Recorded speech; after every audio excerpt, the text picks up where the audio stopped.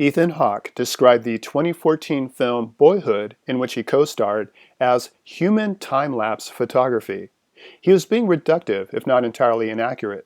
As most everybody probably knows by now, Boyhood was shot over a 12-year period using the same cast. At the heart of this impressive achievement is Ellar Coltrane, who plays the lead character, Mason. Ellar was only 7 when filming began, 18 by the time it ended.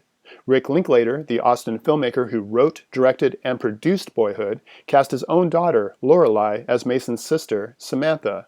Adding some star power are Patricia Arquette and Ethan Hawke as Mason's parents.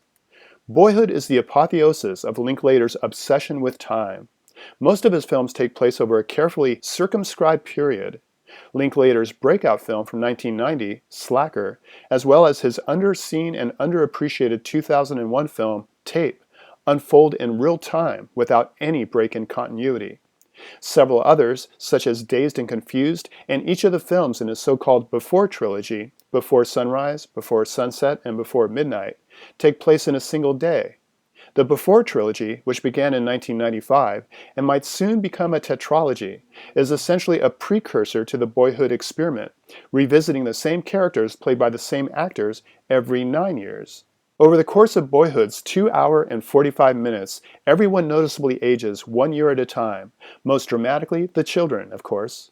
Boyhood is about growing up, though it's largely composed of the interstitial moments in between the dramatic childhood milestones one would expect to see in a movie such as this. Although Mason's evolution from young boy to late teen is unexceptional, therein lays its profundity. Boyhood captures the importance of the commonplace and how it's the endless procession of relatively inconsequential events that most shape our lives. Scratch below the surface, and you'll find no shortage of social commentary, some of which is wryly humorous, as when Mason's conservative step-grandparents give him a Bible and a shotgun for one of his birthdays. On the opposite end of the emotional spectrum are serious issues such as alcoholism and spousal abuse. However, if there's one overarching supposition, it's how the childhood experience is inseparable from being ordered around and lectured. It's all done rather subtly, but from one angle, Mason's life appears to be a series of admonishments from pretty much every grown-up he knows, from his parents and 2 stepfathers, to his photography teacher, right on down to his fast food boss. It's from that perspective that Mason becomes an every kid, resisting conformity amid the pressures of following the rules imposed by a bunch of not quite happy adults who want him to become a productive cog in the machinery of society, just like they are.